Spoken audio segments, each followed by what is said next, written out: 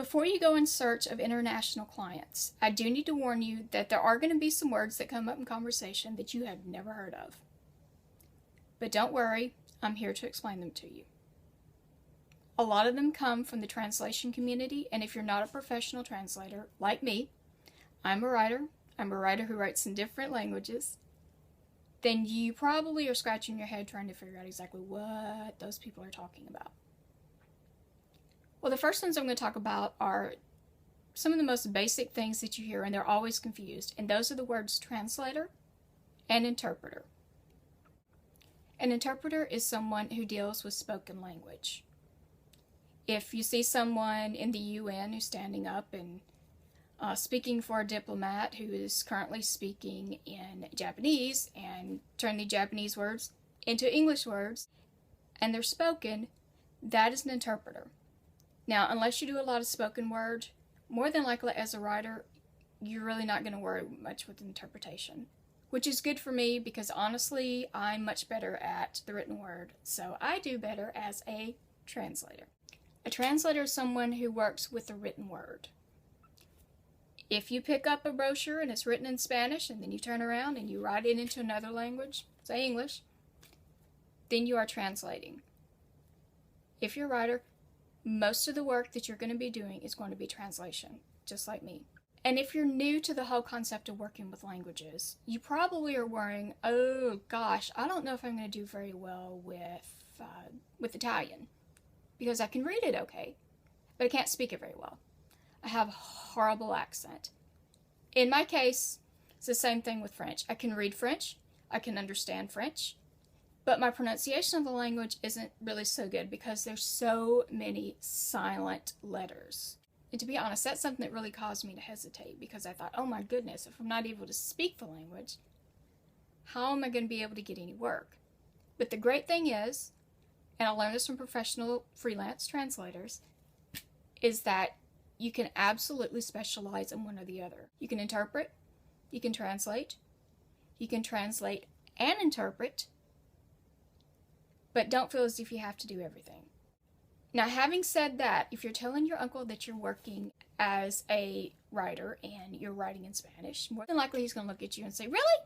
Say something in Spanish. Just speaking for myself, I absolutely hate being put on the spot, and I think that's just part of being an introvert, and that just completely blows my mind. And it's really difficult for me. But don't let kind of silly fears like that worry. Your uncle is not an experienced interpreter or translator, but you are, and you'll be able to have a great career just writing in a certain language or in several languages. Now, the second thing I want to talk about are what are known as language pair. A language pair is simply the two languages that you currently work in. For example, I translate French into English. So my language pair is French to English. I also translate Spanish into English, which is Spanish into English.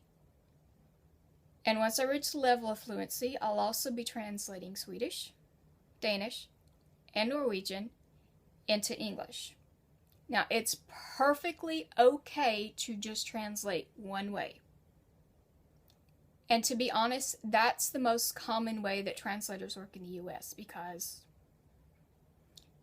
let's face it, most of us are monolingual, and if we can get to a second language, we know English really well, and the second language not so much.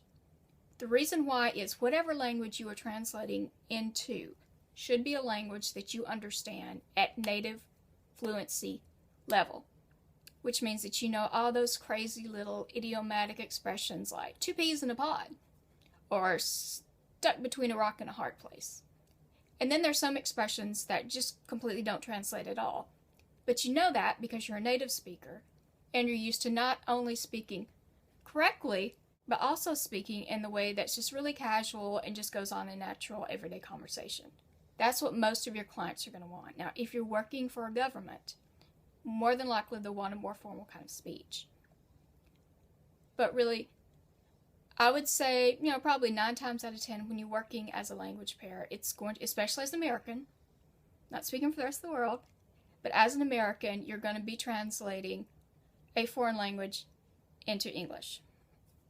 Now, a lot of professional translators also will turn around and have French to English, for example, and they'll also translate English to French. That's more difficult because, as I mentioned earlier, you've got to know the language that you're translating into backwards and forwards. So when someone mentions what your language pair is, don't worry. It's the language that you know quite well into your native language. That's all that a language pair is. Don't worry. It's not two languages that have fallen in love and are going to get married or anything crazy like that. All right, the last thing I'm going to mention, and I've already talked about it in passing, but is your native language. And there's a lot of debate in the translator community and also with writers as to what qualifies as a native language. As an American who grew up speaking English from the point I was probably, I guess, about 2 years old, English is my native language. I know it backwards and forwards. I have a degree in English. That is the language that's spoken in my home. That's the language I can speak immediately without having to think. Bilingual usually refers to someone who grows up in a household where both languages, they'll speak English and Spanish at the same time. They'll speak English and Spanish probably about the same frequency, especially when the kids will go to school. They'll speak English and then at home they speak Spanish. That's the definition of being bilingual. Now, usually that term gets misused, and I've purposely misused it on my site. But when you're speaking in terms of being a bilingual, that means that you grew up speaking almost from the point where you could first begin to talk in 2 different languages. So these are the most basic terms that you'll hear thrown around when you're speaking with some of your clients. In order to keep you from being confused and overwhelmed, we went over them really quickly. If you'd like to know some more information, hit the subscribe button, and you'll get way more videos and way more tips on writing, translation, and just basically working with words in some incredibly cool ways. You can also go to my blog, shorttranslation.com, sign up for my newsletter, and you'll get a free report. 13 most common mistakes most new freelancers make. It's a great way to identify those mistakes that we've all made, myself included, and how you can either avoid them or go around and just keep going and not let them slow you down. Thanks a lot, and I'll see you on the next video.